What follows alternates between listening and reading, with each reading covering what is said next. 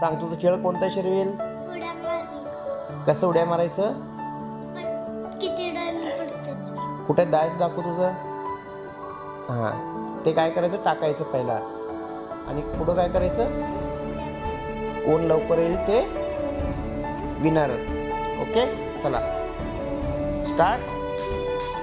हां, किती पडले? हां, चला 4 उड्या मारा. 1 2. हां, चला डायस घ्या अजून एकदा. किती पडले बघा. हां, चला 3 1 2 3. पुढं. हां, चला पुढं.